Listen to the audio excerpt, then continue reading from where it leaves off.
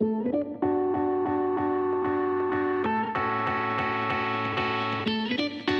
hey guys, today is a big day and today it's an honor to introduce a 100% scholar at Texas Christian University through the Next Genius Scholarship Program. So hi Harman, can you please introduce yourself?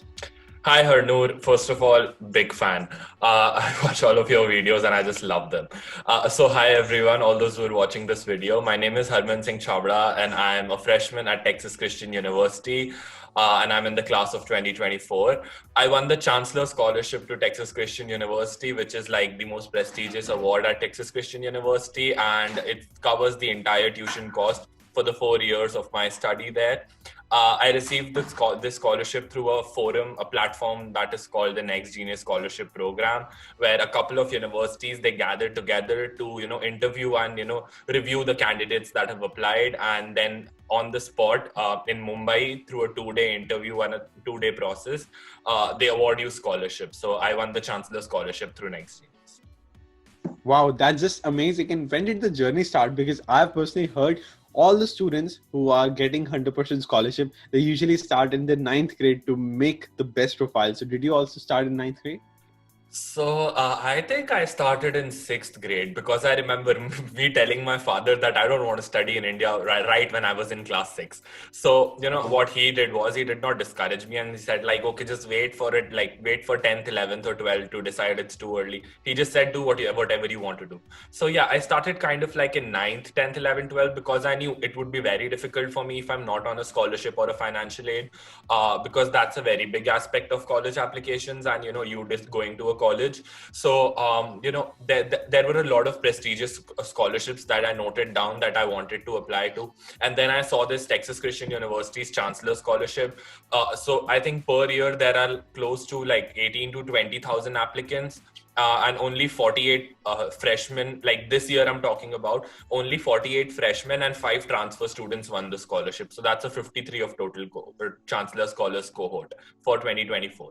So it's a very, very competitive scholarship and like most people don't get it.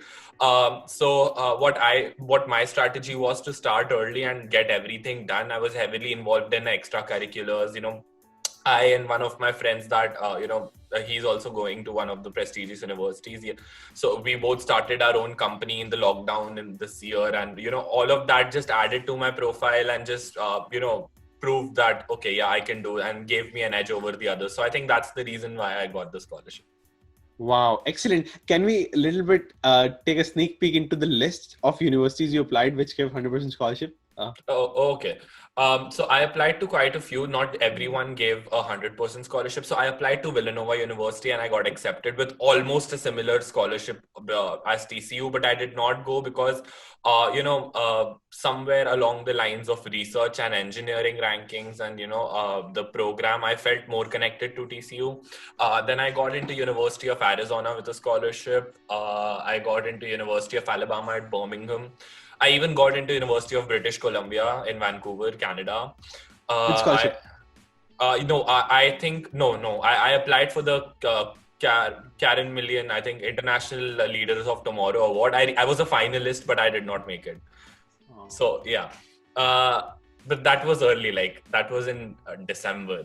Yeah, when I got to know that I'm a finalist, but in January I got to know that I couldn't win the scholarship.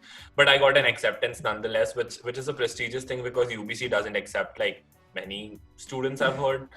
And also, I can't remember all the names right now, but there are like 10, 11 other colleges that I was accepted to.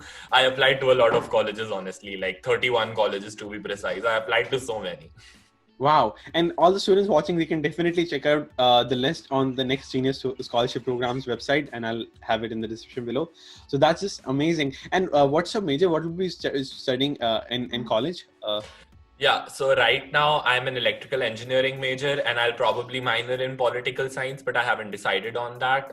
Even if I do, I'll probably have special emphasis on international relations, probably go to law school after this. So now can you please tell us about your scores, especially your SAT or SAT subject test scores, which you take, plus your 9th to 12th score, which kind of made a significant GPA to get the scholarship? Yeah. So my SAT score, I gave two attempts. So one was like super good, but the curve was bad. The May 2019, I think I got a 1430 on SAT. But then I gave one in December as well, and then my super score turned out to be a 1460, which I think is a decent score. Like I've heard people getting above 1500, but it's like okay. My SAT subject test, I just gave one, which was math level 2. I got a 760 on it. And I didn't give that because I had like my previous commitments, academic commitments to my school, like in terms of their exams and tests. So the dates were clashing and I thought not to mess it up.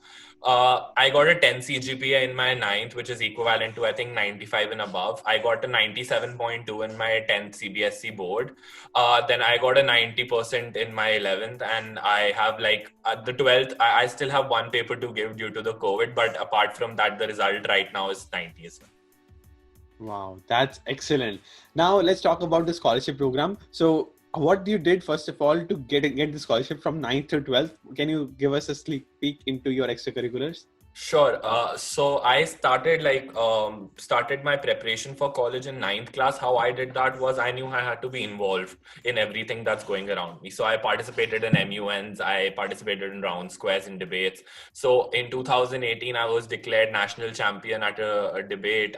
As you can see in the background, there's stuff kept. So yeah, I was the national champion at Mohinder Memorial. That's a national, like, top 20 schools from India. They gather. And I won the championship. In 2019 in October, I was the student leader of the world's largest round square international conference ever, where we hosted like more than 1,000 people from 55 different countries, and it was a massive success. So I got to meet Shashi Tharoor, Kailash Satyarthi, Sophia the robot, Kiran Gandhi, Gaur Gopal Das. So all of these, legendary people also came to the conference. And then, I was involved in, like, I was my school's MUN club mentor. I was also the secretary general of my school's MUN. And then I participated in both national and local MUNs. Along all of that lines, I also did start a club at my school, which was a political science and a political society club. And yeah, I think that's it. I was like very, very much involved in all of these things because I believe in this thing that don't be a jack of all trades, be a master of one. So I decided to keep my options limited, but I did like I was completely devoted to all the fields that I went into. Wow, and the certificates and the awards behind you shows that the list must be really, really long, right? Awesome. And now let's talk about the scholarship. So how did you start? So did you start from the Next Genius scholarship website, and how did you proceed step by step towards the application? Sure. So when I like my school's alumni, a lot of them are Next Genius scholars, and they keep telling us about how good Next Genius scholarship program was. I had like a great experience when I was working with Next Genius and working for Next Genius both. So I just simply went to the college list and the website nextgenius.com, and then I searched about what colleges are there. I've tried to find if some college was a very good fit for me, and that's where I found TCU. I did not know about TCU before that. So I knew I had to do something with the Next Genius because it's a really great platform. Because I personally believe that when you have the chance to be in front of your admission officers and you have the chance to see them and they get to see you and interview you, that makes a big difference. Your paper profile is one thing, but once they meet you and they see your personality, that's a whole different thing. So I applied through Next Genius. There's a level 1 test that you have to give. It's basic math and English. It tests your logical reasoning, your mathematical analysis, your reading skills, and probably it's very, very basic and it's very good. Once you do that, you move to a round 2, which this year is introduced. It's like multi-mini interviews where people like me, we've volunteered with Next Genius to become the mentors, and we'll be taking like batches of 15-20 kids, and we'll be mentoring them on how to nail the process of Next Genius. And in that while, we'll be taking many interviews of those candidates. So that process has already started in August, and it's still going on as we speak. Then after all these multi-mini interviews, Generally it's the interview round which happens in January, but I think this year like in 2021, for obvious reasons due to COVID, I think all the interviews have been shifted to an online platform only, where colleges will interview you face to face on Zoom, like we're having this call. So yes, and that will happen sometime in late January, and after that only will they declare the scholarship winners, and a new batch of next genius scholarships will emerge. So that's my experience. It was pretty good, but there's one story in particular that I love sharing with everyone. So this happened with me. I am a CBSE student, and I had my CBSE board practicals on 13th and 14th of January in this year. And the Next Genius program was from, I think, 10th to 12th January. And I was so confused that I don't want to go, because I don't want to mess up my board practical, because they're a big thing, right? So I decided I won't go. Yeah. A lot of students of my school, we decided that we won't go. We'll just make an excuse. We'll see if we can get an online interview or something like that. But then on 10th, at 3 o'clock in the afternoon, I called my dad and I said, Dad, I don't know. I feel like I should go. I don't care about my board. I'm taking the 9 o'clock bus and then I'm going.